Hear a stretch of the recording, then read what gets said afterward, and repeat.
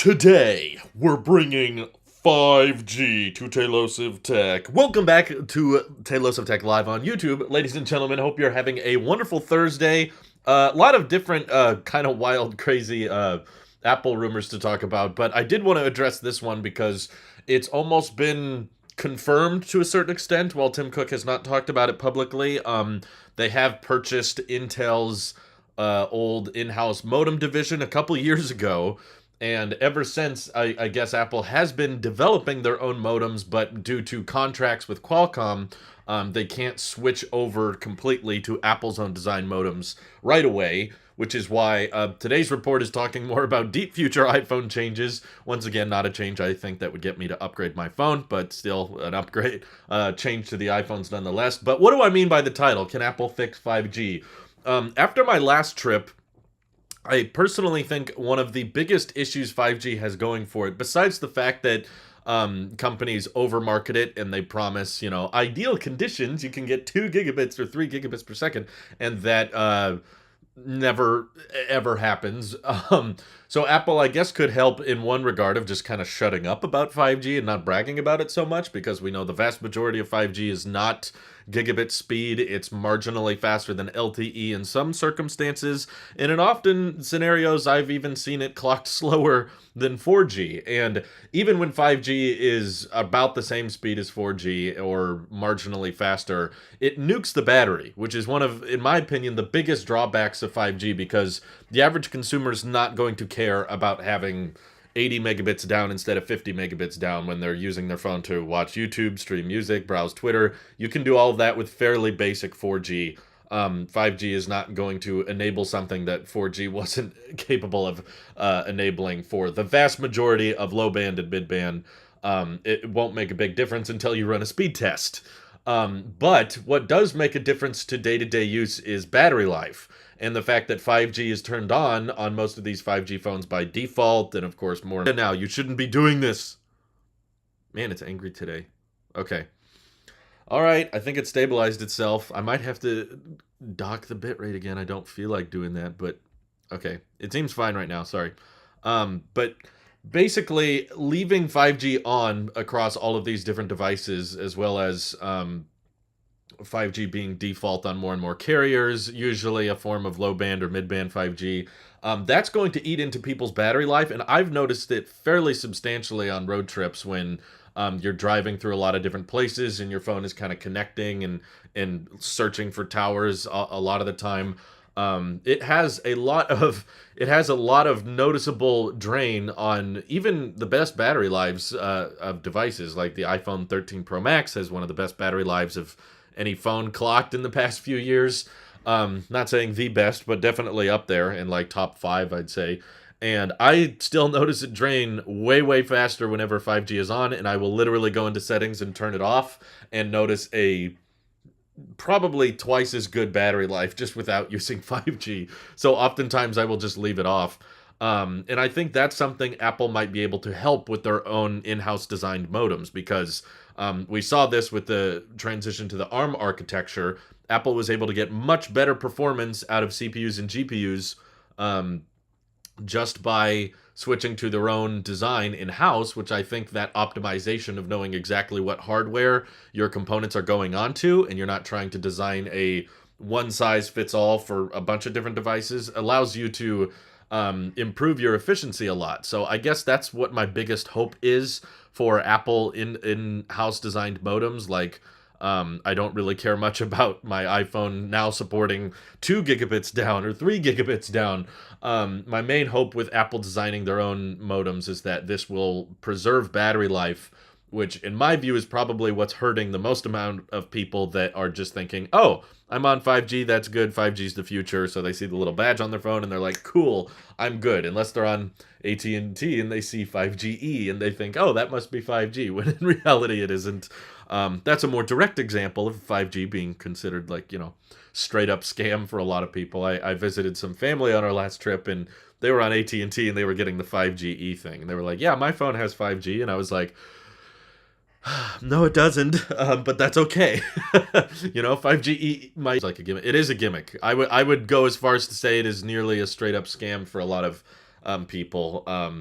because the advertising and the marketing, like, let me repeat myself because I've ranted on 5G a lot, but I think that Apple can actually make the experience better overall, so I want to give some credit here. Um, yeah, can Apple fix it? No, stream over. I think they can fix one of the biggest problems with it. Actually, the two biggest problems with it, which is the marketing style and the battery life drain. So I would say a large majority of what's wrong with 5G, Apple can fix. Um, but yeah, I would kind of describe it as a bit of a gimmick. Like, I should preface that I'm okay with cellular connectivity getting better. Like, that's obvious, of course, over time. We need more cell towers. We need better cell towers that can sustain more users and all that. It's more so how companies are trying to sell people on 5G that more frustrates me, because I've seen countless ads that brag about gigabit levels of speed, and that's what 5G allows for, and that is such a small percentage of all 5G. I also feel like it's rushed because carriers are trying to get people to buy new phones. They're hoping that your old phone, for whatever reason, is acting slow, and I don't think it has much to do with the capacity of 4G. Despite what people claim, I think that 4G is fine. I've used it quite a bit, and usually, if I'm in a situation where the cellular on my phone is not good enough, it's not because the 4G bandwidth has been maximized. It's because I'm in a place where there's not good coverage. And I don't think 5G really addresses that problem. It's more so just like, well, in crowded, ball games where you have a bunch of people in one place and they're all on cellular, that crowds up the one 4G tower, and 5G allows for more bandwidth. But that's never how I see it advertised. It's always advertised as, you can get gigabit on your phone now. You can get 1,000 down, and it's 10 times faster, 15 times faster than 4G. In reality, it's maybe like sometimes 0.5 times faster than 4G, occasionally 2 times faster. Yeah, coverage over speed, especially when it comes to phones. I actually think 5G home internet has a better selling point, because home internet is where you would actually appreciate and utilize gigabit level speeds. Your phone is not where you're downloading extremely massive file sizes, with more and more stuff being streamed now. YouTube is all, of course, over streaming. A lot of people streaming TV shows and music. You do not need insanely fast speeds. What you want to prioritize is battery life. In the current state of 5G with the Qualcomm modems Apple is using, it's kind of the exact opposite. We are prioritizing slightly faster speed for like half the battery life. So that's why I straight up just turn it off most of the time, and I don't notice that big a difference. I've not run into a lot of the situations of 4G is too slow, let me go back and turn on 5G. More capacity is the idea of 5G, and mid-band is getting it done. I don't think the more capacity thing is as big a problem as the carriers make it out to be, and regardless, the carriers are not pitching 5G for that reason. They are trying to get people to switch to 5G because they're selling them on the faster speed, where that is often not the reason your cellular isn't good. My wife's Pixel with 5G and 120 to manufacturing their own screens. I think it's still LG for their iPhone screens. No, it's mostly Samsung, for the record, but LG is, I believe, starting to produce some more of Apple's displays, but it's still majority of them are all still made by Samsung. I think it would be a great industry to get into if I were Apple. Um, I don't know the ins and outs or how expensive it is, but if Apple's switching to their own in-house design of chips, but it's not them manufacturing it, they're outsourcing. Apple outsources most manufacturing, actually, to TSMC, to Foxconn, to Samsung. They buy a lot of parts and supplies from pre-existing suppliers. A lot of people, I don't think, understand that there's still a lot of value in having your own in-house design. This doesn't mean that anybody can just go out and buy an M1 and slap it in their PC. Apple designed and owns that chip, and someone else is making it for them. So there's still a lot of value in having in-house design. I don't think I believe there's too many people that kind of write it off as, well, you're really using a Samsung because the display was made by Samsung. Yeah, but there's a reason Galaxy S8 displays had all of these burn-in problems, and iPhone 10 displays had less burn-in problems because it was designed and optimized better, despite being manufactured by the same company. But I certainly think that if Apple's playing the long-term game and they want to have more stuff designed and optimized for in-house, I think manufacturing would be a great industry for them to get into. I think it's possible that The reason they don't is maybe it costs a lot to get into manufacturing all your own stuff and buying from the right suppliers, and the amount of money it costs up front will not save them very much in the long run. Basically, it's cheaper and more profitable for them to just buy stuff from whoever's already manufacturing these chips and whoever's building displays. It's cheaper to buy all that off the shelf, so to speak. It's not exactly off the shelf stuff, but still, I think vertical integration is overall good when you want to secure profits, but I think the thing is Apple already has really, really good profits. You know, Tesla is probably a good example of a company that's trying to do everything vertically integrated as much as possible, but that's because it's having issues today. Um, Come on, Dishy, you can save yourself. There you go. Dishy McFlatface. I guess it's kind of cloudy. I wonder if there's like birds jumping on my dish outside. That would be frustrating. Sorry. Very annoying when we're out of beta. Come on. But yeah, long-term Starlink, unless you're doing exactly what I'm doing right now, which is, you know, live streaming a broadcast, is really, really good for coverage, because long-term the idea is for Starlink to basically cover anywhere on the planet, and they're basically there. Um, they're getting closer every day, every launch. They activate more satellites, and there's more and more surrounding us. But it's really only going to make more sense for Wi-Fi, not so much cellular, because you need a big dish to receive the signal from space. So I don't believe, as far as I'm aware, there's not a simple and easy way to miniaturize Starlink tech. And also, it wouldn't work when you're indoors because you need a direct line of sight to connect with the satellites. So it might make more sense on moving vehicles, like Starlink is already partnering with airlines, because, you know, an airplane, for the most part, is always outside. And when you're flying, so if Apple is able to, I don't know, if Apple's able to design their own modems that can preserve efficiency, I think that would fix a lot of problems. But yeah, Starlink essentially would be great on aircraft because you could get much faster speeds, whereas right now, I believe it has to use, yeah, it's definitely, I don't know much about airplane connectivity, but I know it's probably using satellite internet of some form, but it's not a very good one because airplane Wi-Fi is pretty bad. Um, it's the vertical integration and optimization on their products. Agree with that. David said, missed your face. Thank you, David. Didn't this man cut his hair like last week? I don't think so. What did you see? 5G in my area works great, but it's spotty. I end up just switching to LTE most of the time. So other than when it doesn't work great, it's great. Airplanes use Inmarsat at the moment. Oh, okay, gotcha. I still don't know how to say your name, but thank you. Thank you for supporting the channel. Appreciate it. Starlink doesn't seem like it'd be usable for gaming. Long term, it will be. Right now, it's a tad spotty. But what's going to help a lot are these next generation satellites. So far, Starlink has done 2 of the next gen satellites that have laser communication tech between each other. So the first gen satellites that they're not making anymore, they've already found a better way to do this.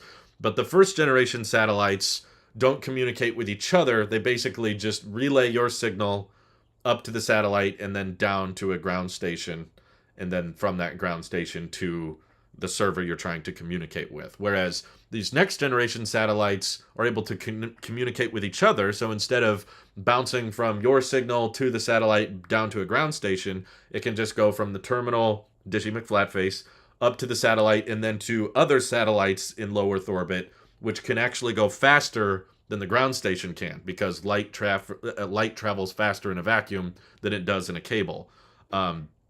So there's only been, I guess, like 100 of these next generation satellites deployed, whereas there's like over 1,000 of the first generations. But over time, there's going to be much more of the next gen satellites that should allow for low latency. They're targeting very, very low ping in the long term. But yeah, it's just in that development phase right now. It was probably premature for them to remove the beta terminology. So right now, Starlink is just considered a full service. It doesn't say beta anymore, but you still run into those, you know, brief intermittent cutouts from time to time. But I would say from using it the past few months, you really only notice them when you're doing this exact thing. I don't notice it when I'm uploading videos. I don't notice it when I'm watching live streams, watching videos. right now, reasonably so, Starlink is putting all of their emphasis on download because that's what most people use and care about, and not so much of a prioritization on upload, which does matter, particularly for a content creator like me, but it's probably less important to the average consumer. The download is more important, which is kind of the same idea with 5G. I'm sure they want to bring Starlink to India as soon as possible, but it's bigger than a concept, Kendall. They have over 140,000 right now, over 140,000 people that are signed up and paying for Starlink. So it's a bit more. It's a bit more than just a concept. It's just like when you have satellite cable, but for internet. Satellite cable, I don't think is a thing. I think there's satellite TV. Is that what you mean? It's just Starlink is more low Earth orbit satellites, which is why, you know, satellite TV is picking one satellite out of the sky and just staying fixated on it, whereas Starlink is closer to the ground and using a different wavelength so that the speed can be much faster. Long term, the goal is for gigabit level performance, but I don't think that's super important. What matters more is coverage and stability, which is what they are prioritizing. So thank you. And they're also not wasting billions of dollars on crappy marketing campaigns. Kind of just reboost through your battery much, much faster. Sorry for the lag. Would you buy a MacBook Air now? Well, me personally, I have no purpose for one because I have the incredible and amazing 16-inch M1 Max MacBook Pro. But I still think the M1 MacBook Air is an amazing deal.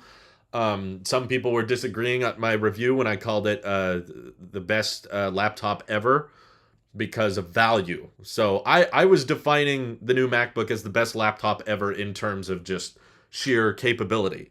So amazing onboard microphones. Just as a reminder, I'm still using the onboard microphones for these live streams. And an incredible display, thin bezels, high dynamic range, high refresh rate, incredible battery life, amazing efficiency with awesome performance. The M1 Max chip is insanely good. Great I/O choices, great webcam, and still relatively thin and light compared to a lot of the gaming laptops that people compare the specs to. The speaker quality on them sounds great. I've still to this day, I've been doing all of my video editing off the MacBook Pro, and I have not used a dongle with it a single time, and I barely ever hear the fans kick on. I actually did a stream test with the MacBook Pro earlier today, but basically I wanted to see if it was capable for me to live stream my video editing process, and I couldn't actually do this on the iMac Pro before. If I tried to live stream my display and my webcam from the iMac Pro while I was editing, it was a very noticeable latency. The Final Cut timeline would get glitchy and the display wouldn't be as responsive. But with the M1 Max, I'm able to edit just like normal in Final Cut, and it's still perfectly, even when I'm live streaming. Oh my God, Gleb, what did you do? What? He just said hi. What's with the huge super chat? What the heck? Oh my God, thank you. Well, that's really generous. He just said hi. Okay. I'm honestly looking forward to when 5G won't be a battery eater. I think that's what Apple can fix, basically, to get us back on subject of the stream. I'm okay with talking about other stuff, of course, but I'm essentially planning. Here's the weird thing. Like, I'm kind of interested in showing off my editing experience, but I used to live stream my editing in the past, but I didn't do it on the main channel.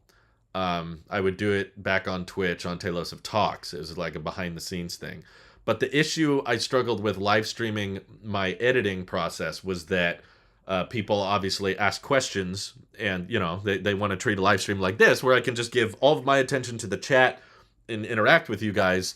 But when I'm trying to answer questions and interact with the chat, it could kind of slow down how quickly I can edit a video, because now I'm not just watching and editing. I'm like checking the chat and answering your question and then going back to editing. So my thought process is YouTube actually offers member-only live streams, and I'm basically thinking it might be a good incentive because we've already got so many generous and very supportive members that if you are supporting the channel, it's only $2 a month. I may live stream my editing process. Again, I haven't done this very many times. I've only done it twice as a test. I haven't tried to do it on the Tailosive Tech channel. It's actually fairly difficult to test because you can only have members on channels with 10,000 subscribers or more. But the thing is, I don't want people thinking like they're going to miss out on many live streams. I still plan on keeping this type of broadcast public, because this is where I can give you guys all my attention. The live streaming, the editing process, I don't expect to be very similar to these type of live streams. It's more of like a for fun, you can see what Drew is doing right now. You know, the channel members already get updates on what videos are dropping later. So I put posts in the community tab, but they're exclusive to channel members that say, this is what my next video is on. Like, how do you guys feel about this subject? Or what would you like brought up in this next video that's going to be on this topic? So providing a live form of, okay, here's Drew, he's working on his next video right now. For the members, I think it might be something interesting, a little bit extra, since you guys are willing to support me with a little bit extra financially, which I'm really grateful for, and we have a surprising number of members. I wasn't expecting to get as many. But basically, providing a stream for them where I'm not really devoting much time to the chat, I think might be a good middle ground.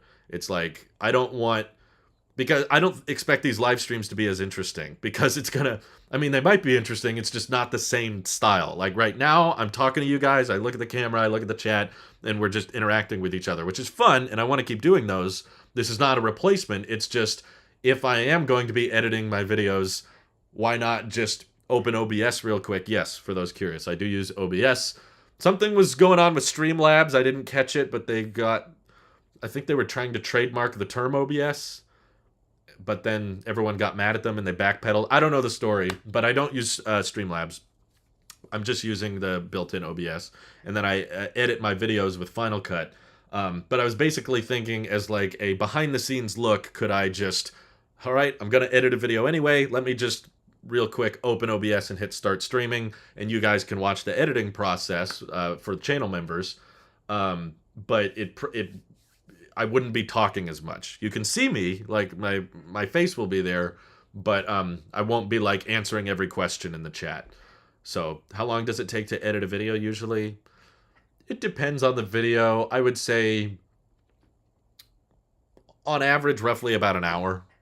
Some videos can take longer, you know, the complexity of the video, what I'm showing, or how much I talk. Sometimes it could take 2 hours. If it's a really short video that's really basic, I could probably do it in, 35 minutes at the soonest. But I'm pretty fast in the Final Cut. And Final Cut with the M1 Max is really fast. So I'm thinking of just making that a member's perk or something like that. I prefer OBS for streaming, and if I'm using donations, then Streamlabs. Okay, gotcha. I would be as if we hacked into your webcam and we're watching you. Yes, you can basically spy on me for the right price. I'm a generous and supportive member talking about me. Yes, I are. Yes, did I say I are? Yes, I am is what I meant. Joshua says, I just now thought of iPads were not meant to replace Macs, but rather position themselves as a Chromebook competitor. I think that's fine. I have no issue with iPads being Chromebook competitors.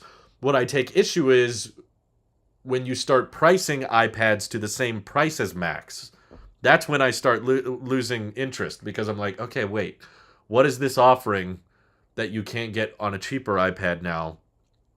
And I stand by everything I said in my last video. I feel like not enough people were listening to me. I checked a lot of the comments this morning on yesterday's video, and there were a lot of people that are like, well, Drew, the iPad's not meant to replace the Mac. And I'm like, well, why does it cost as much? If it's supposed to be like this lighter, more portable alternative, yeah, I can understand with all of the iPads cheaper than Macs.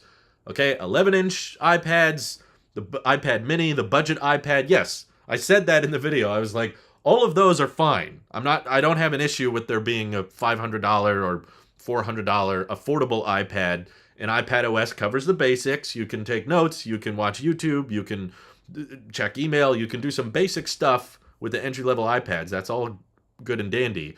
But once you start charging $1,100 for the base 12.9-inch iPad Pro, and then you need a $350 keyboard case, and then a pencil, now you're in MacBook Pro territory. Like, I feel like it is desperately looking for purpose. Like, why do $2,000 iPads exist? And people were explaining it as well. Pro is not really meant to be pro. It's used in the same way an iPhone uses pro, or it's meant in the same way AirPods using pro. It's not actually for professionals. It just means a really high tier iPad. But the thing is, they're making the entry level iPad so good now, and we've already had, in my view, we've already had really pro end iPads, which is this right here. 2018 iPad Pro is like everything you like an iPad for. It doesn't matter the size, 11 inch or 12.9 inch. You know, the media consumption, the note taking, the checking email, social media, basic banking and web browsing and that kind of thing. Yes, this was $1,000 when it came out. I paid $1,000 for this thing, and it still got Face ID. It still got 120 hertz. It still has a surprisingly good camera. I've actually recorded some B-roll of my videos with the 2018 iPad Pro before, and that's over 3 years old now. And I'm still, like, I've seen the iPad Air, I've seen the budget iPads, I've tried the iPad Mini, and there's still pretty much no legitimate reason to upgrade this 3-year-old device. And the Pro line is just, like, desperately looking for more crazy features that people aren't really going to utilize. That's why you're like, okay, I guess put an M1 in the iPad because overhead, right? I guess we need crazy overhead. And then mini LED, because we need that on more things. Thank you, Michael, for the super chat. The iPad Pro is a MacBook Air with a touchscreen. Well, no. If you biometrics, one comes with a keyboard, one doesn't. One comes with more storage, one doesn't. One has Apple Pencil connectivity, one has cellular connectivity, one doesn't. But yes, ignoring every change, there's no changes. Unless you want a bigger screen, I can't see any reason to get anything better than my iPad Air 4. Well, with the existence of certified refurbished iPad Pros, yes. I actually wouldn't recommend anyone buy an iPad Air. Anyone. Seriously. Unless you're just a die-hard Touch ID fan and you really, really want Touch ID. I actually had this conversation recently in the real world, which was crazy. My wife met up with an old friend who she hadn't seen in a long time, and she was married now, and she had a husband and everything. Sorry, I guess I'm out of it. I'm not saying their name, but they visited our place. And she was like, I'm curious if I should get an iPad Air or an iPad Pro. Like, what's worth it to you? And I said, refurbished Pro. No one should get the Air because the refurbished Pros you can get for less money. And there's nothing wrong, in my view, with the A12X chip. Like, I had to explain that. They were like, I thought the iPad Air had a better chip in it or something. And I was like, well, it has a newer chip, but speed test wise, no. Like A12X or A12Z doesn't really matter compared to A14. On par, basically on par at best. I think there's a few instances in which the A12X is actually better than the A14, and there may be a few instances, a few speed tests where the A14 comes out slightly ahead from the A12X, but it's not anything you're going to notice in day-to-day usage. It's the only place where you'll notice a difference in speed between those two chips is Geekbench. You'll see the A14 clock slightly higher multi-core, I think, than the A12X, but I think the A12X will perform better GPU-wise. So I told them, I was like, this is from Apple. They replaced the battery, they replaced the glass. Like, it's basically brand new. You won't be able to tell that it's not a new device, and you get the full warranty and everything. And I was like, look, you can get a 2018 iPad Pro with 120 hertz, with Face ID, with better speakers, technically a bigger display, just a little bit bigger, and that'll result in my opinion, a better experience, and you'll save $70. It was like $520, I think, instead of, the iPad Air is $600. A14 has faster single thread, which is better for web browsing. A12X is better for multi-code. I don't think it makes a difference. Are you talking about web browsing? Are you saying the A12X isn't very good at web browsing? Is that... They're like, in day-to-day use, if this person I was talking to is taking notes, they're watching YouTube, they're checking email, yes, they're browsing the web, but I don't think the A14 is going to have a substantially better experience. I would argue 120 hertz makes a much bigger difference on browsing the web than 60 hertz. I don't know if this person would have noticed the difference personally, but in my view, 120 hertz is a far bigger difference than single thread. So you suggest buying refurbished to save money. In this specific instance, certified refurbished from Apple is not used. I don't know about Amazon refurbished or Best Buy refurbished. So that's basically used, and they just get returned products and they kind of check them out and they're like, okay, it seems fine, and then they turn around and resell it. But when Apple sells something certified refurbished, they replace the battery. So it's a fresh, no cycle life battery on it. They replace the glass. They replace the metal on the chassis. So the whole thing is basically brand new. The only parts that are reused are the components that don't age. And I've recommended countless people buy certified refurbished from Apple, and they've all told me, like, yeah, this is great. I don't notice a difference. It basically looks new to me. So, like, in those instances, if you're just talking about, I want the best of the best iPad, right? I understand it's an iPad and it's not meant to replace a Mac or a laptop. It's just meant to be a more portable, lighter alternative. Then we already have refurbished 2018 iPad Pros, 2020 iPad Pros that are selling for like under $800, which are of great value. It's all through Apple, also through certified refurbished. I've said this a million times, but you still get a full warranty. It's not any different from buying it new. You still get the included accessories. The only difference is the box doesn't have a picture of the product on it. It looks like a normal Apple box, except it just says certified refurbished instead of there being a photograph of the Apple product. You guys know how boxes work.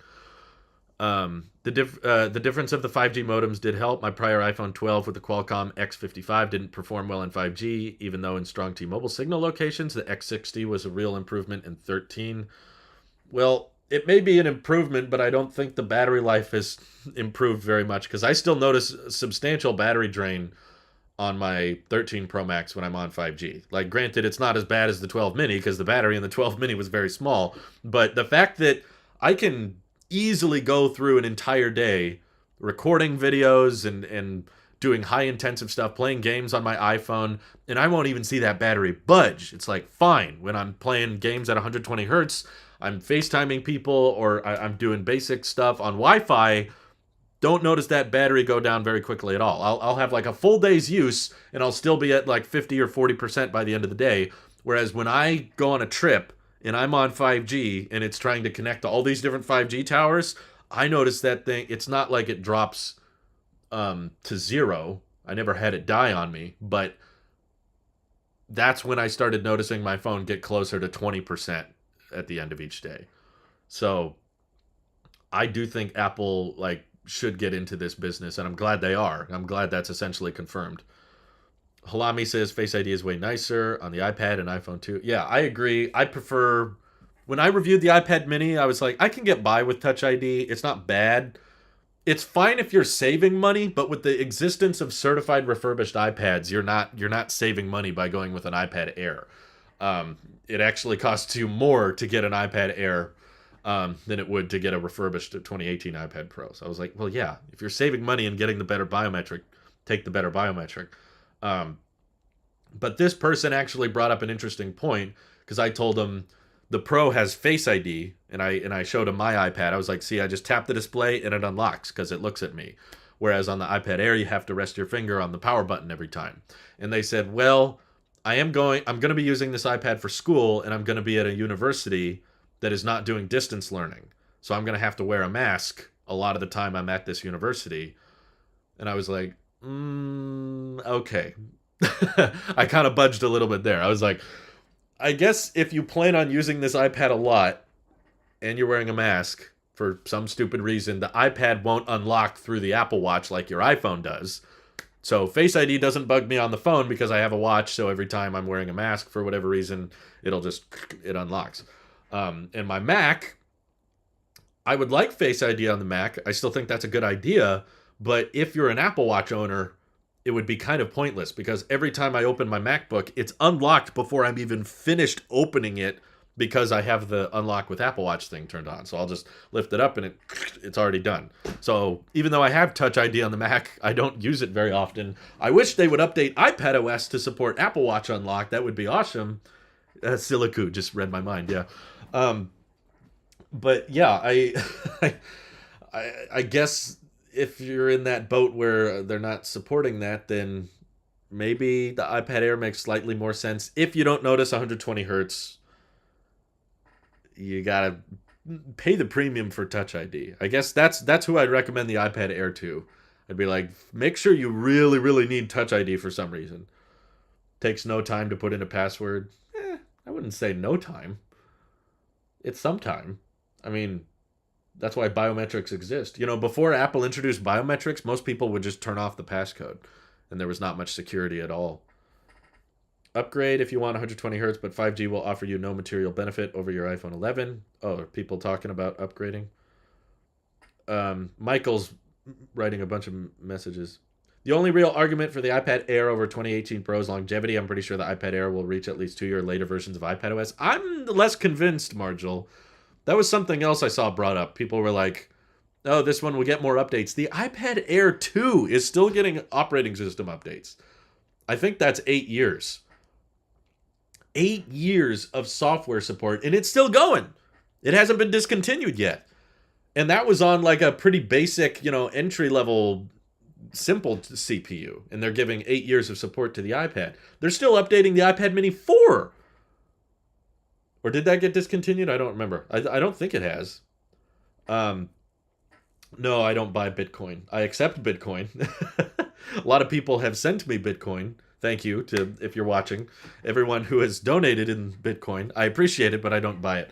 I'd rather use that money on other things. But yeah, like I think that you can at least expect 8 years of software. If the Air 2 is getting 8 years of support, I don't know why the iPad Pro with an A12X chip, which was way ahead of its time, still insanely fast, even today, going into 2022, it's still a very, very powerful ARM chip.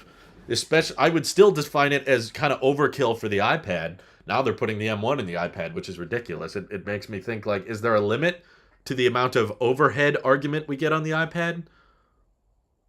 It's A8X, no base. Okay, so the X series of chips then get, like, 8 years of software support. And it might keep going. We don't know for sure if the iPad Air 2 is getting discontinued next year. It's likely. Every year that goes by, it becomes more and more likely.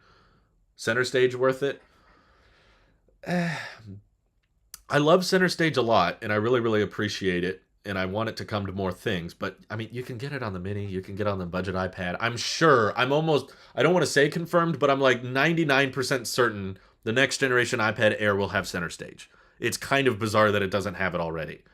Like, I guess it didn't come out until 2021, but those iPads weren't that later from the Air 4 launch. So I would expect like at least 8 years for the 2018 iPad Pro, which means if you're buying one today, you're still going to get 5 years, probably more, of software support, which I still think is plenty. Given the speed of the A12X, I would not be shocked if they brought it to, 9 or 10 years of updates. So I would not recommend getting an iPad Air. I would rather have 5 years with Face ID and 120 hertz than I would 8 years with 60 hertz and Touch ID. Like, there's more dated stuff on the iPad Air, in my opinion, than the chip. I don't think that A14 is going to magically grant you that much more years of support. If you do the math, the 2018 Pro will be supported at least until 2036. Air 4 will reach at least until 2028. I'm just saying we haven't found the limit yet of how far back Apple is willing to keep providing updates to iPads.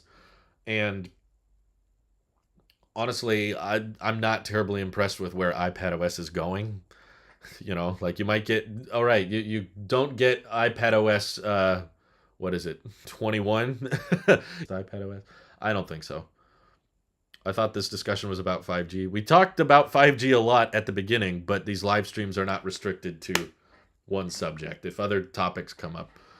Why isn't your TV 120 hertz yet? Asks Yi Hirasawa. Because I don't watch things on my TV that are that high refresh rate, and I don't use the menus very much on my TV. Most of the time, we just like pick a thing and start watching it. Whereas on my iPad and my phone and my Mac, that's where I'm like moving a bunch of menus around and items, and there's a lot of motion being interacted with. Whereas the TV, it's like open app, play. So 120 hertz would be nice on the TV, but there's very of all devices for me to not have 120 hertz on, the TV would be my choice because that's where I see the least amount of UI interaction. What point did you make about Apple and 5G? Well, you can, thankfully, YouTube live streams lets you scrub backwards, so you can start at the beginning and then play at a high speed, and then you'll catch up to me in the live stream. But basically, the 5G's biggest problem, in my view, is the battery health draining. Um, a lot of rumors are suggesting an M1 Max Duo for the iMac. So would you buy an iMac Pro with M1 Max X2 for the even better performance? I don't think so. I also haven't seen that report. I would like to know, Javon, where you read that. Because I mean, I think to myself that I keep up tabs with, Mac rumors and the majority of Apple News report places. I haven't seen anyone say that the iMac would get like a dual M1 Max hardware. But even if it did, I'm sure it would be faster. I'll entertain the idea for a second. The main reason I was willing to spend so much money on this MacBook Pro was because I knew it would allow for a very big leap over my iMac Pro. It shaved an insane amount of time off of my exports. Actually, today, for the first time, I turned on high performance mode just because I wanted to make sure that my export would still work fast, even while live streaming. Oh, hey, thank you for the super chat, Rockford Media. Thank you. I'll answer that in a second. But, like,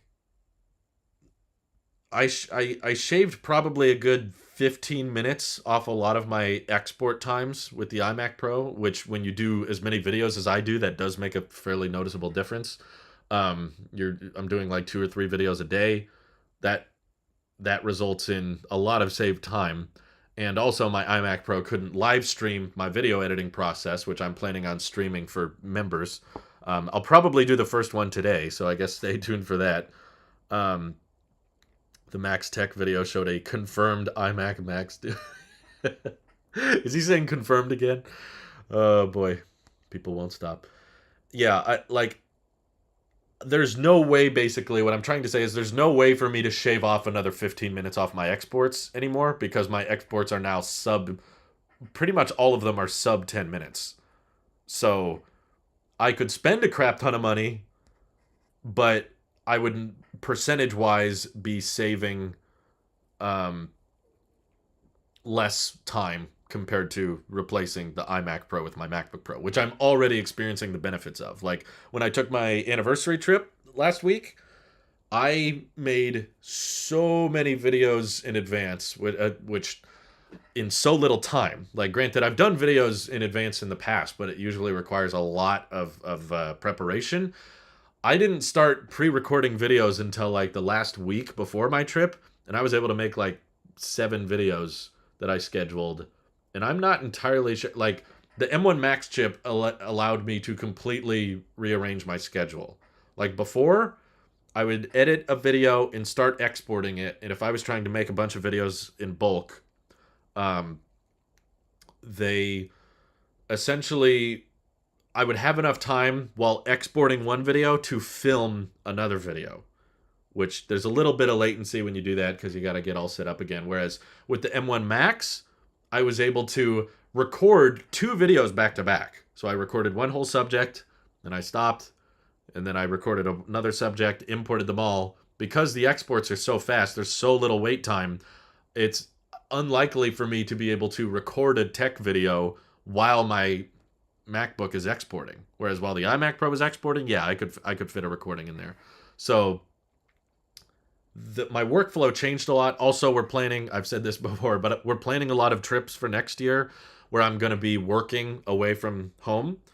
So a desktop is less useful to me now. And a laptop that's powerful is very, very important because there's trips I'm going to be taking for potentially weeks, maybe even over a month. Oh my God, William, thank you. Thank you for the super chat. Okay, I got to catch up here. Basically, it's helpful. It's helpful for me to have a laptop, and I also am not too excited for the iMac Pro design. I love the MacBook Pro design. Like, this is my favorite chassis design. It's beautiful. I love the display. The new iMac Pro will probably still have a chin, and I'm not a big fan of that. You know, I already have an iMac Pro with a chin. I don't need another one. So M1 Max Dual would not be super important to me because M1 Max in its current state is already plenty fast, and it's I've spent a lot of money on this MacBook, so I kind of want it to last me a while. Anyway, Rockford Media says, my teacher was angry that I had the new MacBook Pro and she had an old MacBook Air, but not joking. She said that she deserved the Pro, not me. I'm sure there's some context I'm not getting from this. All right. William says, unlike Max Tech, Tailosive Tech is confirmed as best tech channel. That is not confirmed. That's alleged. And it's an unreliable source as well. I think Digitimes said that. Max Tech speculates they don't have sources. Oh, okay. Gotcha. Yeah, definitely don't say confirmed when you're speculating. That's not a good idea. Have you heard the news about Apple making their parts and repair manuals, repair manuals available to the public for DIY repairs? I have. I don't have many opinions on it, but yes, I read the reports. A lot of people seem to want to talk about it, but the public response was kind of exactly what I expected. People were like, okay, this is better than it was, but it's still not perfect. I was like, okay. Is it ever going to be perfect? Like, what? Until Apple starts like giving everyone free repair parts, I don't think the right to repair people are ever going to be like, okay, this is good. This is perfect. Apple's fixed my complaints. People will always be complaining about, oh, they don't do enough for this. They don't do enough for this. And I don't repair my own stuff, which is why it doesn't make a huge difference to me personally. But I'm happy for you. I probably came across as too pessimistic. I'm happy for the people that want to repair their own stuff. Good for you. I take no pleasure in you guys not having parts or tools or manuals included. I get no benefit from you guys being punished by Apple or not Apple not providing enough parts. I'm sorry that they make it harder for you. It's just it makes very little difference to me. So that's why I don't really care at the end. But I didn't plan a video on it because I didn't really have much to say other than like, okay, Apple's offering it now. Why are they doing it? Probably because of all the public scrutiny surrounding it. You know, the movement's picking up a lot of traction, and there's talk if there's going to be laws passed about it. So Apple wants to get ahead of that and have good PR. Okay, yeah, that makes sense. You got them to budge a little bit. Cool. Congratulations. Okay. That was my idea, going back in the stream, watching it high speed to catch up. I'm doing it right now, in fact, which is why I didn't say this sooner. Oh, there you go. See, this is something Twitch doesn't have. See, I like a lot of things about Twitch, but I've heard this selling point on YouTube a lot, is that people can rewind the live stream, start from the beginning, watch at a higher playback speed, and then catch up later, which is kind of nice. Let me make sure I got all the messages here. Let's see. I have a weird issue with mine where the screen will just stop responding on the iPad Air 2. My sister has the Air 2. It's kind of slow these days, but still works for the basics. Yeah, my cousin actually has an Air 2 as well, and he loves it. I'm sure it's probably showing signs of age, though. Let's see. A lot of people acting like 5G is a deal breaker, and I can't for the life of me figure out why. Yes, I agree with you, Michael. The amount of snake oil marketing about 5G was so pathetic from both the phone manufacturers and the carriers. I agree that during Apple's keynote, they said 5G way too many times and they spent too much time on it, but I'm at least grateful that Apple did not incorporate 5G into the name. So many Android phones still do that, and we've had 5G on these phones for like 3-4 years, and they're still like, the Galaxy S blank 5G, they're still incorporating 5G into the actual name, which is like, bruh, get over it. I've got my first Proverb postpaid 5G plan, and even though I live within 20 miles of a major city, I get almost no benefit from it. I feel like most people don't get benefits from it. I would imagine more people have been annoyed by their phone's battery life because of 5G than there have been people who have actually appreciated the faster speeds without doing a speed test. Obviously, there's going to be people that praise 5G just by getting the badge on their phone and then opening the speed test app and saying, see, it's faster. But my question is, how many use cases are there on the phone where having that extra 20% or 50% speed has actually enabled them to do something they couldn't do on 4G? I would say that's fairly unlikely. Most people are still better off on Apple Care Plus. I don't buy Apple Care personally. I just, there's all these people that are like, you know, right to repair, let me repair my own stuff. And then there's all these people that are like, no, let Apple do it. I want Apple Care. I'm in the middle like, what if nothing broke? Because I'm just like, nothing breaks. But I've also had a lot of free replacements just through Apple warranty. Like not even, I don't buy Apple Care, but they still provide decent customer service. My grandfather is still using an iPad Air 2 with only 16 gigs of storage. Whew! How? How does he do it? Um, I haven't heard anyone else say it. um, I saw a video from Luke Miani about the 2006 MacBook Pro, and it's actually really interesting how similar they are. It's a good video. Yeah, my wife has a really old MacBook Pro, and I want to do a comparison video of like all the changes after this amount of time. I still kept my Air 2 on iOS 12, and it's still buttery smooth. Nice, that's good. Hey Ben Geskin, thanks for thanks for tuning in. Better gaming to maintain 60 FPS. What are you talking about? We're talking on performance now. Buy center stage on several, but like, would you spend an extra $300 just to get center stage? Don't think so. Sorry for the lag. Oh, Kristen Diolivera? I don't know if I pronounced that right, but thank you for the super chat. I worked on 5G in 2019 at Verizon. All I can say is we're not even near the capacity of 5G. I'm not sure what you mean by that. Capacity is in, like, we haven't maxed out its potential? But it's cool that you worked on 5G at Verizon. I would just say I take more issue. I don't have that much issue with the development of 5G. I have more issue with the marketing. And also, I think that we're getting ahead of ourselves with 5G's efficiency. People were very quick to rush out and put 5G on all their phones and all their modems as quickly as possible, where it tanks battery life very, very quick, in my view, compared to 4G. Outside downloading things faster, there are essentially no 5G required services. Think Uber, which required LTE services. We will eventually see services that require 5G. I haven't seen many. I've seen hypotheticals. There's this lie floating around that 5G will allow for autonomous driving, but I have not seen any car company say that we plan on having some,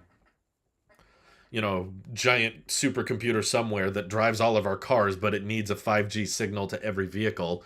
Every car company I know that's developing autonomous driving software has all agreed that the driving has to be done locally, because you almost will always drive places without internet, and also internet can be unreliable sometimes, even 5G. So if you run into a situation where you don't have internet for whatever reason, whether you're driving through a tunnel or you're driving in a more rural area, relying on 5G to get the car to drive where it needs to go is ridiculous. In Australia, our consumer law is pretty good. We get effectively 2 years warranty under consumer law, including for new devices under replacement from Apple. That's good. Usually the 1 year has been enough for me, but yeah, I'm glad it's longer there. How many years do you think 5G will need to reach the level of stability and coverage that 4G has now? Probably a couple more years. I don't know. I just feel like 5G is very much piggybacking. Like, the majority of 5G we use is basically rebranded 4G. It's like using similar wavelengths, and they're installing it on pre-existing towers. But the 95% of 5G marketing is all about the 1% of 5G, which is ultra wideband. If cars needed 5G, then when they go behind a wall, they'd crash from no signal. Yeah. Also, I know almost no cars right now that are being made that have 5G modems in them. Tesla usually has some of the most advanced components in electronics in their vehicles, and they don't have 5G at this point. I believe all Teslas built still use 4G, which is fine because that's enough for a car. You don't really need 5G in a car right now, or possibly ever. I guess until they start discontinuing 4G, that might happen available. Shortages may also have affected the growth of 5G as well. That's true. There are still a lot of supply chain shortages. I'm trying to think of services that would benefit from 5G, and I honestly have a hard time with it. I think 5G home internet is the best case scenario. It's like, if you could start providing cell towers that gave people really fast at-home Wi-Fi, but then Starlink is going to compete with that anyway. Maybe if they can do 5G home internet cheaper, 4G bandwidth is honestly 5 times more than what I need. I feel like coverage is always the main issue, but yeah. Pretty much a scam. Even my parents, who aren't tech enthusiasts at all, see through the BS. That's good. What are your opinions on the myth 5G is dangerous? I don't believe it, and no one should. I hate to say this, but I've actually met people that believe 5G causes cancer, I didn't know what to say other than there has been a lot of research done on this and there is no definitive proof. I mean, can certain wavelengths be dangerous? I'm sure, but like the fact of the matter is all things have a certain level of radioactivity to them. Some have more radioactivity than others, but in government, FCC testing, they did not find 5G towers or 5G connectivity to be any more radioactive than traditional wavelengths. So I think about that a lot because I was like, how many people? I mean, it's fair to be skeptical of some new technology. Okay, like you haven't heard of this new science before, you haven't heard of this wavelength, so you're skeptical. You think it might be dangerous. Okay, do some research. What tests have been conducted? What companies have looked into this? Has there been any definitive proof from those research organizations, from the government, that have deducted that this is more likely to cause cancer? If you can find that, let me know. I haven't found that to be the case. Um, but like I think about the first microwaves that came out, like kitchen microwaves. Were people just as skeptical of those? Like I'm not going to eat a food that was just bombarded with this, high intensity wavelength, a wavelength so high that could actually heat up objects. 5G doesn't heat up anything, but the microwave does. Are you going to eat that food? Isn't that food radioactive? No, no one thinks that anymore because we've had microwaves for decades and we haven't seen any proof of that being a dangerous thing. But obviously, that was a new technology at one point. Like, we didn't have social media when that came out, so I wonder if there were many people doubtful of, like, I don't know about all these kitchen microwave things. It seems dangerous. I guess if you do believe 5G causes cancer, oh my God, you must be terrified then because they're putting up these towers freaking everywhere. So is there a way to avoid that? I don't think so. 5G heats up phones. Well, yeah, but that's because they're processing a certain wavelength. It's not because the physical waves are just hitting the side of the phone and making it heat up. It's the modems have to work harder to process that signal. It's not like there's modems in your food that are working harder and that's what heats them up. Oh my God, what is the subject? What are we talking about? Light is a form of radioactivity, technically speaking. Yes, I did research on that in the past. When I was in school, it was actually for a chemistry class, and it was like the sun is basically worse for you than any electronic. If you're worried about things just in our natural world that cause cancer, standing in the sun for 15 minutes without sunscreen is going to do far more damage than you wearing AirPods or using 5G on your phone. So I'm annoyed and frustrated by 5G, but it's not dangerous. No. That's literally just skin cancer. Yeah. So if you're worried about 5G radioactivity causing cancer, you should probably also never go outside. But then again, you need the sun for certain vitamin D. So yeah, you're kind of screwed anyway. Professor of Physics Drew. Sunlight can actually give you cancer. Yes, it can. Let's see. Is a weird myth. 5G signal is extremely similar to 4G. Both are FDMA based radio systems for data transmission. Yes, it's a slightly different wavelength, but it's very similar. How do you think they should build 5G? Get it higher bandwidth in bigger cities first, or get 5G everywhere with mediocre to okay bandwidth first? I guess it kind of depends on your definition of 5G, but in my view, I do not think that a bunch of people at a concert or at an event all experiencing slower cellular speeds because the 4G tower that's powering all of their phones is getting overrun. That's the more practical argument I've heard. Obviously, the majority of marketing for 5G is all about, look how fast it is. It's a gigabit down. It's 2 gigabits down. It's, so fast. And that's like never what it is. But when I get into the more practical side of things, like Ryan, Ryan loves telling me that it's more about the capacity and the bandwidth. So now with 5G, it's not that all the phones have gigabit, but when you have a concert or when you have a sporting event, whoa, Divot, thank you for becoming a supporter. Appreciate that. That's really nice of you. The supporters will get exclusive to editing live streams soon. So I'll do my first one later today. Stay tuned for that. Anyway, That's the argument I've heard. I don't think that's as common a scenario as people that live outside of cities, that live in more rural areas that just don't have good coverage. Because that is, I think, very, very common and would fix more of a problem, because I think the idea of trying to use your phone for basic tasks and you don't have even an adequate 4G signal to cover you. William Turner, what are all these new members for? Thank you for becoming a member. That was nice of you. Thanks, William. But yeah, like the number of instances where people were like, I need 4G, but I don't have it, versus I have great 4G signal, but the speed is so slow because there's too many people attached to this one tower. I don't find that as common. So I would have then focused more on coverage. Like, let's not work on gigabit levels of cellular until we have 4G, like, basically everywhere.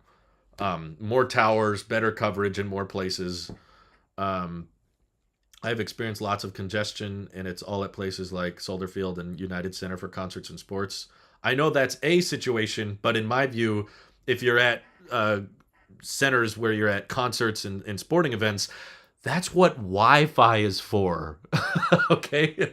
Like, oh no, I'm in a busy place. It's like, okay, why don't we switch to the fiber optic internet that's there? They can have some public Wi-Fi. And yes, you're at a sporting event.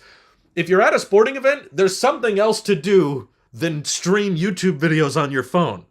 You know, if you're at a concert, you should be watching the music. Harrison Klein also became a member. Why are there all these members today? Thank you, Harrison. I hope you guys like the editing streams. They're not going to be like these streams at all. I'm not going to be talking as much. I'm going to be watching the editing. I probably won't be able to answer every question, but it's more of just like a behind-the-scenes look. Max Howard too? Like, all these members. Thank you for joining. I'm not going to be answering every question from the editing streams. I'll occasionally tune in, but for the most part, I'm just going to be editing. So thank you, Max. Wow, all these members today. But yeah, like, if you're at a concert or a sporting event, watch the sporting event. Watch the concert. If your speed isn't that good, then it's okay. Your phone should basically just be for texting. Public Wi-Fi gets super loaded. The point is to get data to work period over fast. Also, security issues with Wi-Fi. What are all these VPN ads for if everyone's worried about public Wi-Fi security? Okay, just don't do your online living. They're going to school. Situation where 4G gets too congested when I go to a concert. To me, that's a much, much smaller time. That's a less common issue than the grand number of people that are just like, I'm not near a tower. I don't have good signal here. I don't need gigabit or anything like that. At a Blackhawks game, I simply want the phone to work. Yeah, I think the public Wi-Fi will let your phone work. It'll send texts. You can check email. You can post a picture here and there. I don't think bragging about 5G for all these sporting events is logical. I know, we're on the subject of 5G being higher capacity. And I'm saying that's not as important as getting better coverage. Coverage over speed. Like, I think all the city folk that go to concerts and events are thinking, the problem is my phone is not getting a fast signal because it's too congested. Where I'm like, okay, that's one demographic. The far more common demographic is people that are saying, oh, my phone's not fast enough because there's no signal here. Like, let's fix that problem first, then we can work on congestion. Max says, so happy to finally become a member after watching you for 5 years. Wow. Harrison Klein, William Turner, and Divot, thank you all for becoming members. That's really nice of you. What do you think about YouTube removing the dislikes? I don't care. It's dumb. I agree. They just removed the dislike counter. You can still dislike the video. Yes, I agree that the problem is far larger in bots spamming comment sections. That's what they should have fixed, but I gave up on YouTube doing the right thing a long time ago. They've never done the right thing. YouTube has always tried to fix things that weren't broken, and they've always ignored things that are severely broken. So when I found out they removed the dislike counter, I was like, okay, that doesn't make sense for any reason. Dislike counters are helpful for videos that are a waste of time, or at least letting people know a video is controversial. Why did they feel the need to get rid of it? That they're like, oh, it'll improve mental health, but the content creator can still see the dislikes. The dislikes just aren't public. Does that? I don't understand. That's a very weird niche thing to try to fix for content creators. Um, I don't really see how that fixes anything because you always had the option to turn off likes and dislikes. Like you could have done. All creators have that option. If the dislike counter really bothers you, you can go in and like turn off the public like or dislike counter. So why does it need to be turned off for everyone now forcefully? Like I don't get it. Um, we need an updated Mac collection video. That was the first video I saw from you. It's not that different. If anything, I have less Macs now. Um, it's just woke. I found 5G to be almost entirely useless and seems like more of a marketing gimmick. I would say it's a complete marketing gimmick. And with how they market it, I would define it as borderline scam or straight up scam in a lot of places. I was at a Verizon one time with my mom before I switched to Mint Mobile, and they had flags outside the store that said 5G is here. It was not there. I know factually how far away 5G was from the location we were at, and they were trying to upsell my mom on a 5G phone plan, and she did not have a 5G phone, and there was not 5G signal in the area. Like I watched a human being try to sell someone something that did not exist. I was like, this is wrong. This is ridiculous. Apple World says, you made me buy a 14-inch and 16-inch MacBook Pro. It's your fault. I did? I made you buy both? Oh my God.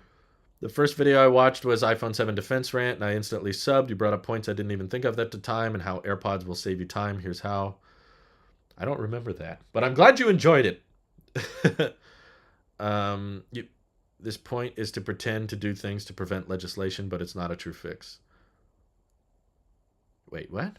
Pretend to do things to prevent legislation. William, are you talking about, I don't know, legislation from being passed, but they're still allowing more right to repair to, so what are they supposed to do? Let's see. 5G has a lot of infrastructure problems to deal with still. The big wigs definitely are more concerned with you seeing 5G on your phone than they are with its performance. Sensitive topic internally. Is it sensitive, really? I didn't realize it was a sensitive topic. But yeah, they market it to death. It's kind of like Halloween. Oh, sorry. Legislation to YouTube. Forgot to post the point. Okay. Pretend to do things for the dislike counter, I guess. If the iPhone 14 has Thunderbolt for faster data transfer, would you consider upgrading? No, just because I know that the iPhone, as good as the camera may get, it's never going to be a full-on replacement towards my Blackmagic camera. It's gotten very good for a phone, but there's some fundamental limiting things that are outside of Apple's control when you're working with sensors as small as you are and with lenses as small as you are. I know I've said this a million times, but I want to do a deep dive on iPhone video performance. There's a lot of things going on right now, and I'm trying to make time for everything. And I need some time to test ProRes video and HEVC video and cinematic mode. I want to do some more direct comparisons with all these cameras. But the main point I've come back to is that when you have a lens as small as you do on an iPhone, even with the giant camera bumps, you can't capture light and you can't capture depth in the same way you can a full-size lens like this. And with the sensors you have built into a camera like this, you can capture far more detail and enrich it a lot more. Whereas an iPhone is using a lot of computational trickery to try to emulate this camera. And the iPhone's pretty good. You know, I could switch to cinematic mode for all my tech videos, and most people would probably be fine with it. But I don't think anyone would argue it looks better. And the airdrop time for iPhone video is not that bad. The biggest help for having Thunderbolt on an iPhone, which I still think is a good idea. Again, Team USB-C, bring it to everything. Yes, that includes the iPhone. And if you're going to put ProRes on the iPhone and you can record really, really high bitrate stuff, it makes sense for it to have Thunderbolt. I'm not saying it's a bad idea. All I'm saying is, whoa, Blake Bennett also became a supporter today? My God. Okay. Jeez. All right. Thank you, Blake. That was very nice of you. Um, Basically, if you're going to have high bitrate video on the iPhone, it makes sense to have Thunderbolt, but it's not going to become a common enough instance to me where it will save a lot of time. At least when I recorded on ProRes with the iPhone, the airdrop time is about a second. So a 1 minute video will take 60 seconds to airdrop. Thunderbolt, I'm sure, would import faster, but that's the camera might get better. I'm sure it will get better with the iPhone 14, but not substantial enough for me to consider it worth it because the 13 Pro Max camera is already great. Has the change to the dislike counter already affected you? Yes, I have auto updates turned on. Took a bunch of ProRes on my 13 Pro. Was bad enough I had to apply a film damage effect to save it for what I was using for. Light even more crucial. Wow. So William's got some experience there. My job is right by a Verizon tower with low band 5G, 166 megabits down on 5G, and 445 megabits on LTE. Heavy infrastructure issues. Wait, what? Mike Duffy is saying he gets faster speeds on 4G, even though he's right next to one. That's funny. Verizon throttles 5G to tower congestion. Okay. But there are so few 5G networks that virtually all of them are congested. I thought this was what 5G was trying to solve. Wasn't wasn't the purpose of 5G to allow for better capacity? See, this is when I hear those stories, that's what makes me go, okay, yeah, straight up scam. Now that I'm a supporter, I can brag to all my friends. Yes, you can, Max. Congratulations. Will iPhones ever have always on display, or Apple just totally against this? They could have added it before. I remember when there was rumor of the OLED display coming to iPhone with the iPhone 10, and people were like, well, with OLED, you can save a lot of battery just by turning on some of the pixels and not all of them. So people were like, yeah, always on display coming with the OLED iPhone. And then it didn't happen. And then this year, all the rumors came up again that, all right, now we have the LTPO display, so the refresh rate can go way, way down. And that should allow for an always on display. And they still didn't do it. So every year it's technically possible. Maybe Apple just gets bored one year and they're like, well, we need new features. We need a new thing. Let's do always on, I guess. Um, but it doesn't seem to be super important. So, like, could they have done it at any time? Yes, definitely. Um, but they have still chosen not to for whatever reason.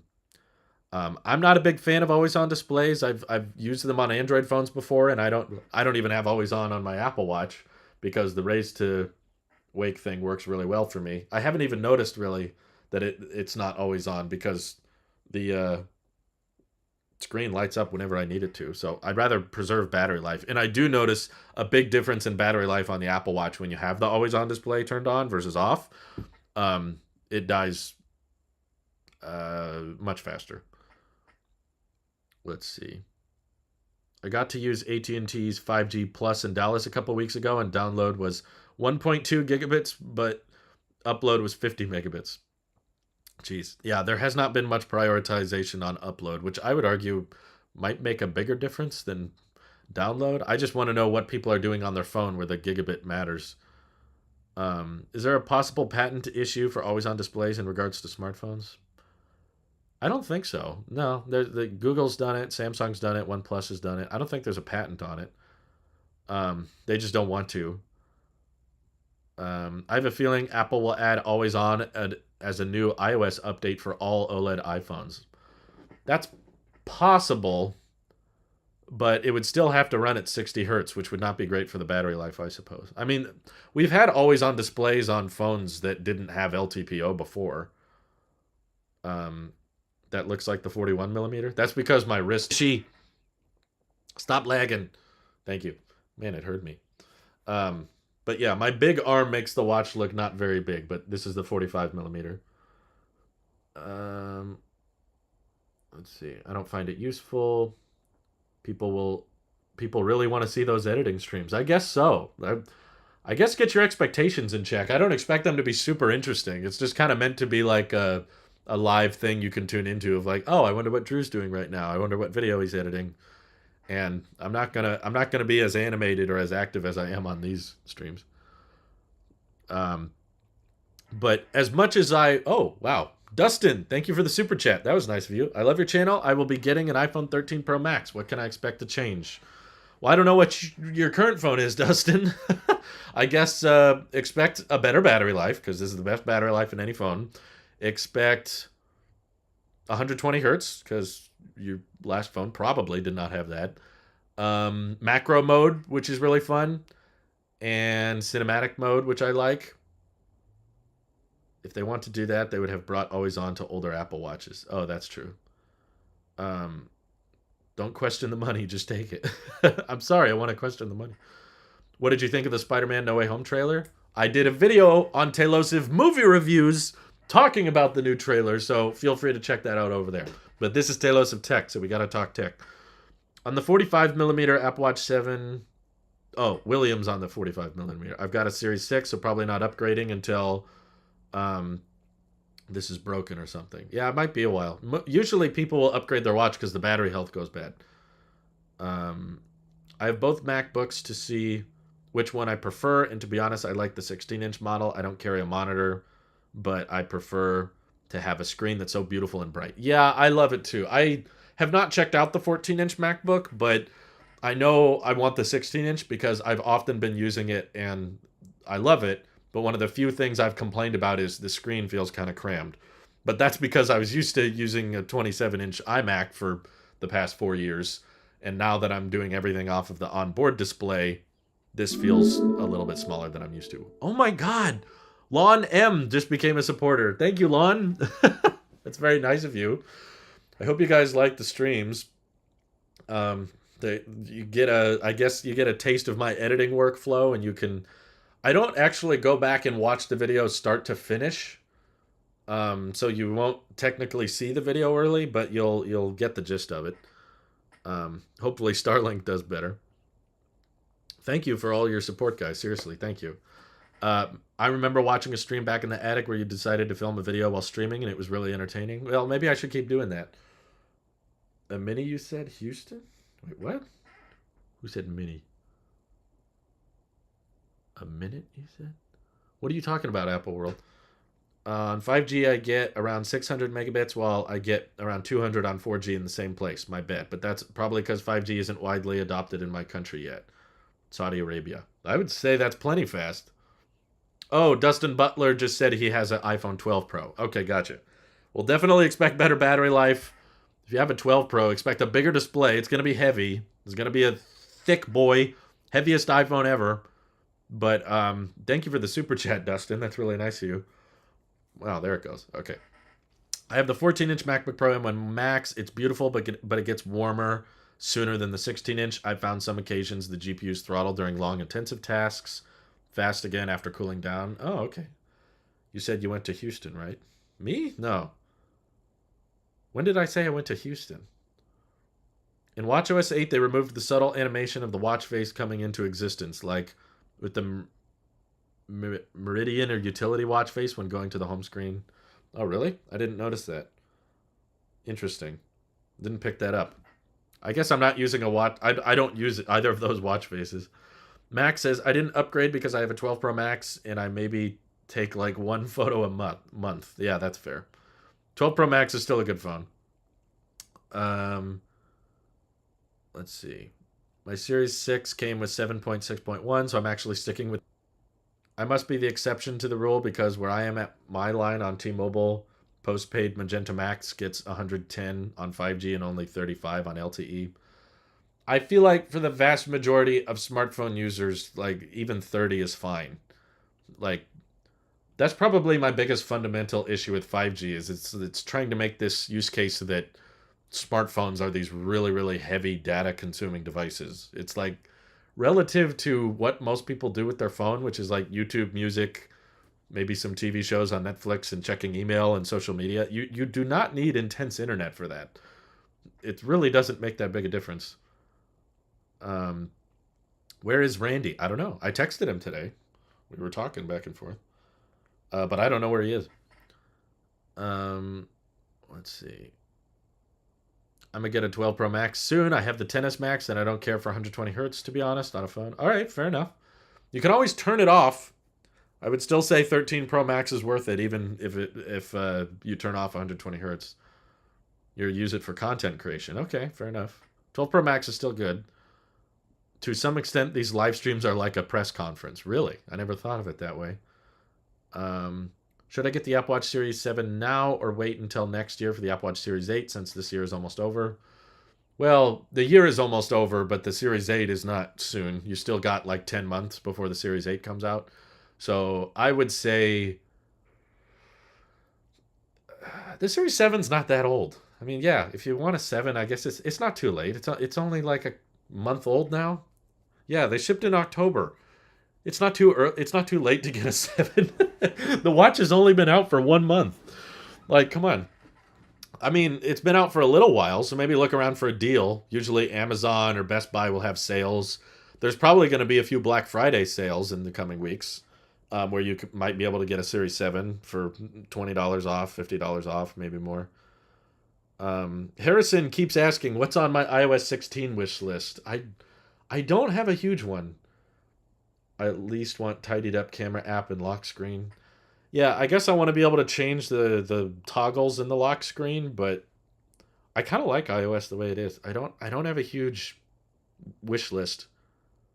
I want the widgets to be interactive. I want a now playing widget with, play, pause, and skip. I don't want to have to go to Control Center every time. Pretty minor things. There's not any like major upgrades I care about. There was an animation even for the time-lapse face. The time comes from the white circle, then moves up into the corner. Moves up into the corner? Really? Oh, I never noticed that, huh? Yeah, it just goes full screen. That's a subtle detail. I'd like to go back and see the difference. I appreciate 5G for Call of Duty Mobile. LTE works fine, but 5G is better. Okay. All our COD Mobile fans on 5G, I guess. Let's see. I'm loving picture-in-picture for the YouTube app on 13 Pro Max. That was something people wanted for the longest time, and now once I had it, I didn't find it super useful. I felt like the media player kept getting in the way, and I felt like if I went into another app with YouTube playing, I had to keep moving it. It was always covering up something. And I was like, I kind of get why Apple was hesitant to add this.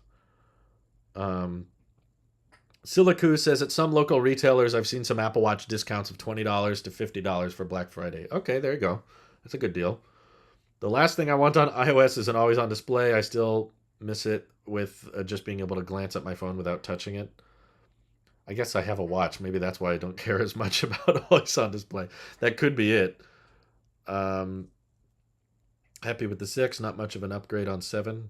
I found it a massive upgrade, to be honest.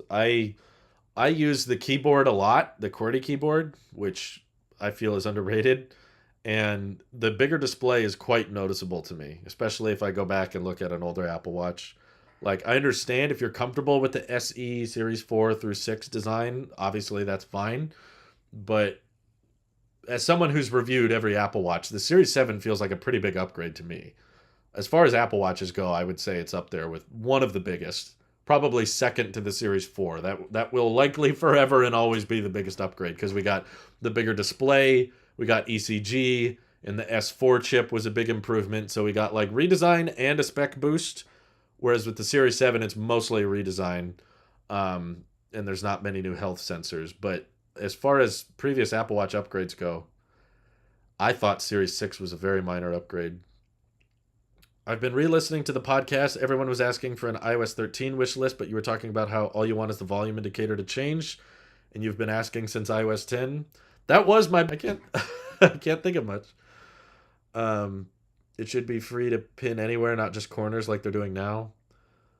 No, I don't think it's the corners the problem. If I could pin the media player in the center, I don't think that would be much better.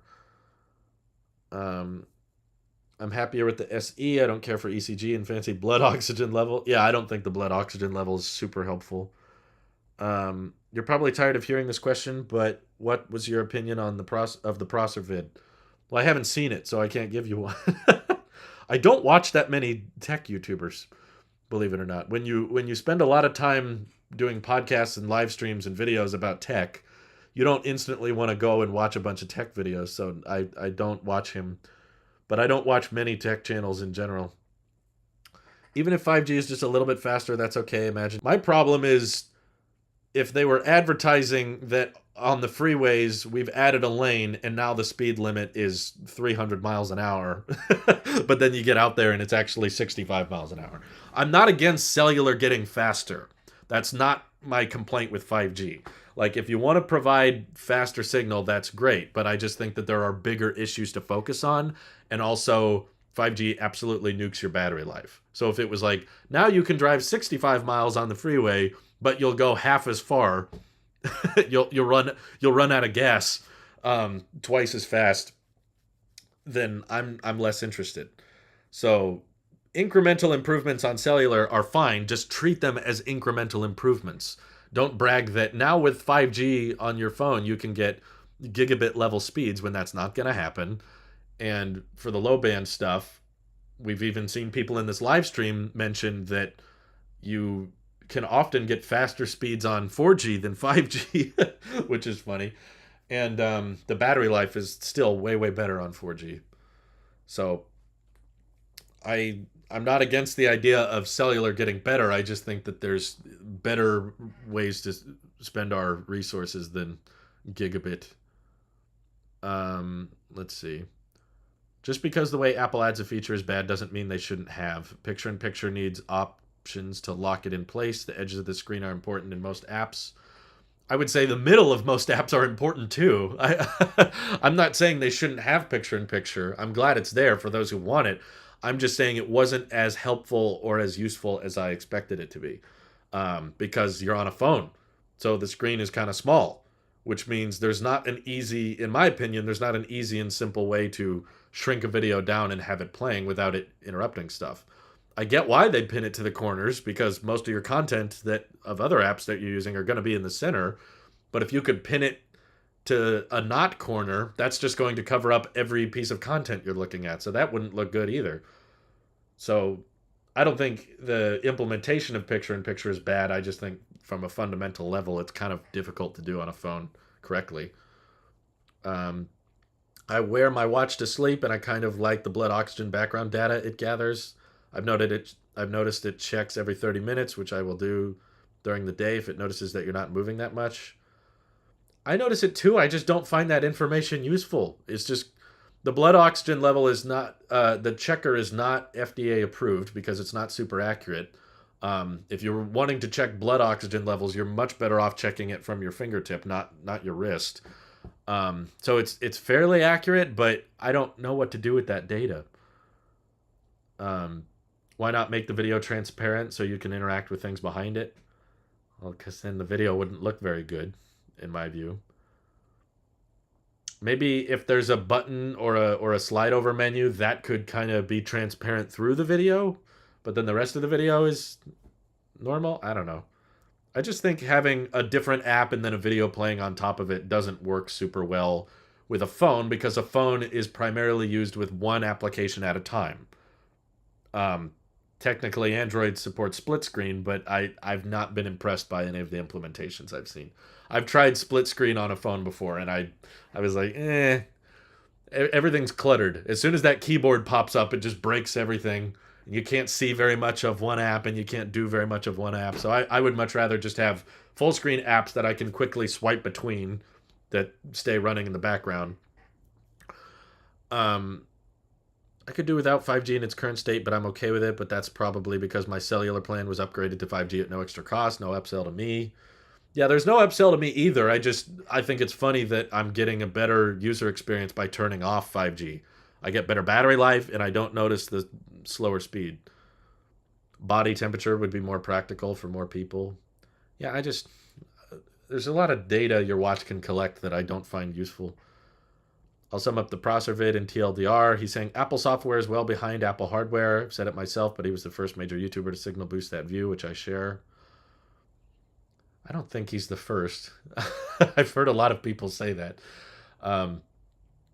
But yeah, no, I mean, typically that's been the case. I mean, people have been saying that with the iPad for pretty much as long as the iPad's been around. People have been saying it with the iPhone as long as it's been around, of like, oh, it doesn't do this and it needs to do this, or The software is too buggy. I've heard that every year since iOS has been a thing. It's just people don't remember the bugginess of older operating systems. They only remember what's right in front of them. Um, let's see. I remember one time Nick on the podcast said something about how he likes having more health data from the watch. I'm kind of the same way, I guess. You're welcome to. I'm not saying it's bad. I'm just saying you are paying for it. If you don't want an SE because it doesn't have the health data, then you're going to pay extra for that useless information, essentially. Um, I might upgrade for any new health metric like body temperature. That'd be cool. I just haven't been in a situation where I'm like, man, I wonder what my body temperature is right now. um, Wisdom on Tour says, honestly, I barely care about heart rate even these days. Yeah. I don't check my heart rate very regularly either. Maybe I should. I guess there's been a handful of times where my watch has been like, oh, your heart rate went up, but not very often. Probably like 4 times in the past 5 years. But yeah, the SE can still do that. It has a heart rate checker. So yeah. Anyway, I've got some videos to make, got some content to produce. So I'm going to sign off here. But I appreciate everybody for all of the very, very generous super chats today. And also all of the new channel members. I'm going to be live streaming for YouTube members my editing process. So these traditional Q&A live streams I will keep doing. Of course, that's not changing. But hopefully Apple can fix 5G by designing their own modems, which will be far more power efficient. And I won't have to keep turning 5G off to prioritize battery life. So thank you all for tuning in. I'll see the members shortly, and I'll see the rest of you in video form later. Take care. Bye-bye.